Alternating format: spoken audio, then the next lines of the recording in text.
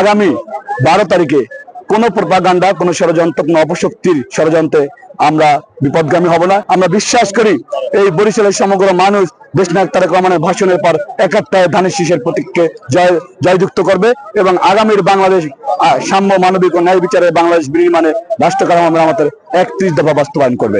24-এর আন্দোলনে আমরা দেখেছি যে উল্লেখযোগ্য তরুণ এবং নবীনদের সম্পৃক্ততা, এবং এই 26-এর নির্বাচন নারী ভোটারদের ভোট কতটা বিএনপি প্রত্যাশা করে বা পাবে, এবং তরুণদের ভোট বিএনপি কতটা প্রত্যাশা করে, যেহেতু সাবেক যে স্বৈরশাসকের যে দল হিসেবে খ্যাত তারা তো নির্বাচনে অংশ নিচ্ছে না, এই ক্ষেত্রে আপনারা তরুণদের ভোটটা কতটা প্রত্যাশা করেন?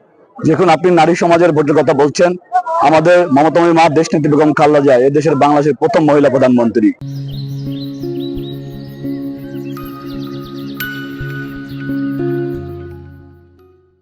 এদেশের নারী শিক্ষার অগ্রদূত, নারী শিক্ষার অবৈতনিক করেছেন প্রথম আমাদের দেশনেত্রী বেগম খালেদা জিয়া।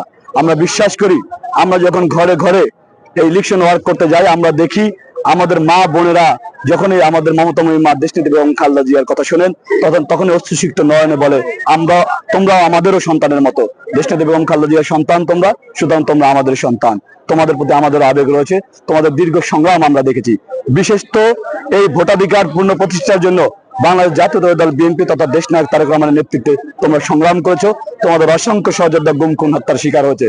সুতরাং ভোটের যে অধিকার সেটি শুধু তোমাদের জন্য, তোমাদের এই অধিকার তৈরি হয়েছে, তোমাদের হক রয়েছে এই ভোটে। সুতরাং আমরা আগামী 12 তারিখে কোনো প্রপাগান্ডা, কোনো ষড়যন্ত্র, কোনো অপশক্তির ষড়যন্ত্রে আমরা বিপদগামী হব না। নিশ্চয়ই আমরা বিবেকতাড়িত হয়ে, বিবেক প্রসূত হয়ে আমরা ধানের শীষকে জয়যুক্ত করব এবং দেশনায়ক তারেক রহমান, তোমাদের নেতা দেশনায়ক তারেক রহমান, যাকে ইতিমধ্যে 18 কোটি মানুষ আমরাও নেতা মনে করছি, সেই নেতা বৈশ্বিকভাবে আন্তর্জাতিক বিশ্বেও যিনি রাজনৈতিক গুণে সমাদৃত হচ্ছেন, সেই দেশনায়ক তারেক রহমানের নেতৃত্বে যে ধানের শীষ, ইনশাআল্লাহ সেই ধানের শীষকে আমরা জয়যুক্ত করবই। এবং প্রিয় নেতা তারেক রহমান যে রাষ্ট্র কাঠামো আমাদের যে 31 দফা ঘোষণা করেছেন, গণমানুষ হৃদয় থেকে ধারণ করেছেন।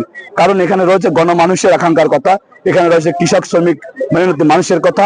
আপনারা জানেন কৃষকদের জন্য এখানে কৃষি যে পণ্য তা বিপণন কেন্দ্রের কথা রয়েছে ইউনিয়নে, এখানে কৃষি ট্রেড সেন্টারের কথা রয়েছে, যাতে করে যে মধ্যস্বত্ব ভোগীরা, সেই মধ্যস্বত্ব ভোগীরা আমার উৎপাদন যারা করেন সেই সকল কৃষক ভাইদের তাদের মুনাফা যাতে কেড়ে না নিতে পারে, তাই সরাসরি রাষ্ট্রীয় পৃষ্ঠপোষকতায় ইউনিয়ন পর্যায়ে ইউনিয়ন ট্রেড সেন্টার রাষ্ট্র কাঠামো আমাদের মধ্যে রাখা হয়েছে। বাংলাদেশ জাতীয় দল বিএনপি যদি এদেশের গণমানুষের ভোটে নির্বাচিত হয়ে রাষ্ট্র পরিচালনার দায়িত্ব পায়, আমরা দৃঢ়ভাবে বিশ্বাস করি এদেশে কৃষকের মুখে যে আবার হাসি ফুটবে, সেই জন্য কৃষক দৃঢ়ভাবে প্রতিজ্ঞ হয়েছে ধানের শীষে ভোট দিবে। একইভাবে আমাদের নারী সমাজ, যাদের আমি ইতিমধ্যে বলেছি, যাদের নারী শিক্ষার অগ্রদূত দেশনেত্রী বেগম খালেদা জিয়া, তাদের জন্য এখানে রয়েছে আপনারা জানেন ফ্যামিলি কার্ড। সেই ফ্যামিলি কার্ডে নারীর ক্ষমতায়ন, নারীর মর্যাদা বৃদ্ধি করা হবে। সুতরাং নারী সমাজও কিন্তু প্রস্তুত রয়েছে গণমানুষের দল বাংলাদেশ জাতীয় দল এর প্রতীক ধানের শীষকে জয়যুক্ত করার জন্য। আমরা দৃঢ়ভাবে বিশ্বাস করি আগামীকাল এই প্রকৃতি, স্বপ্ন, সৌন্দর্য, মামাটি মানুষের সাথে মিলেমিশে আমরা বরিশালবাসী যেভাবে প্রকৃতির বিরূপ পরিবেশে লড়াই করি, সেই পরিবেশে আসছেন আমাদের প্রিয় নেতা, যিনি রাজনৈতিক দুর্যোগের মধ্যে থেকেও নিজেকে প্রমাণ করেছেন তিনি আন্তর্জাতিক পর্যায়ের নেতা। সেই তারপরে হচ্ছে যে চট্টগ্রাম, তারপরে হচ্ছে যে আপনার আরো যে জেলাগুলো আছে রাজশাহী, এগুলো সফর করছেন ওনার নিজস্ব জেলা বগুড়া এবং ফেনীতে উনি গিয়েছেন। তো উনি দীর্ঘ 17 বছর দেশের বাইরে ছিলেন, বাংলাদেশের মানুষকে নিয়ে উনি আসলে ভাবছেন। তো সেই ভাবনা থেকে উনি 31 দফা এবং হচ্ছে 8 দফা একটা দাবি উনি পেশ করেছেন যে আমরা বাংলাদেশ জাতীয়তাবাদী দল বিএনপি যদি সরকার গঠন করতে পারি, তো বাংলাদেশের জনগণের জন্য আমরা আসলে এই সকল উন্নয়ন করার চেষ্টা করব।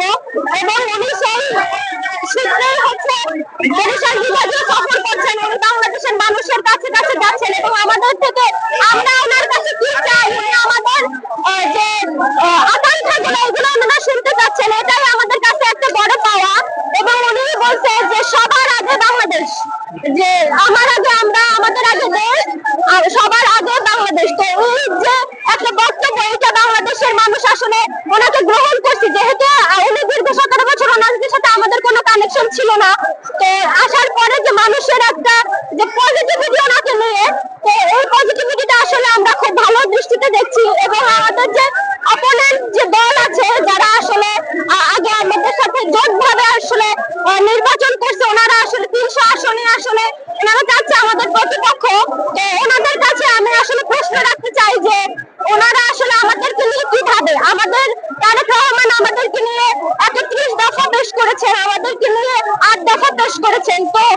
বলছে যে সময়ের সাপেক্ষে এই উন্নয়নগুলো উনি আমাদের জন্য করার চেষ্টা করবে। তো আমরা যদি মানে বাংলাদেশের মানুষ আমি হিসাবে আমি যদি দেখা যাচ্ছে যে আমার শহর থেকে বরিশাল থেকে ঢাকা যাই, তো আমার একটা ওই যে আমি কোন শিডিউলে কি কাজটা করবো। তো সেক্ষেত্রে সরকার যদি গঠন করবে রাষ্ট্রের জনগণকে নিয়ে, আসলে ওনাদের আসলে কি এই জিনিসটা আমরা ওনাদের কাছে প্রশ্ন আছে যে ওনারা যে বলছে যে উগ্রবাদ কত চাই, মানে এরকম যে একটা ধারণা ওনাদের সরকার গঠন করার পরে আমি পড়াশোনা করতে আমি বিসিএস দিব বা আমি সরকার গঠন করার পরে জানতে চাই প্ল্যান না করে যে তারা আসলে সরকার আসলে এই যে আমরা আসলে মানতে পারছি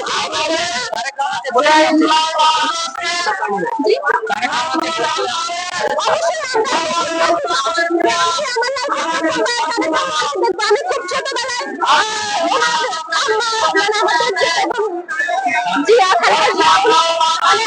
অনেক ছোট, তখন আমি আসলে তুমি তখন বলতে পারতাম না তো আসলে ওনাকে দেখার সুযোগ আসলে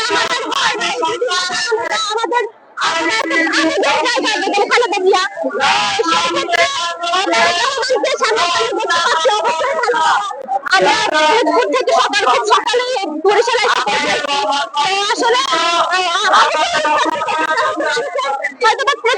আপনি বুঝতে পারতেছেন যে আমরা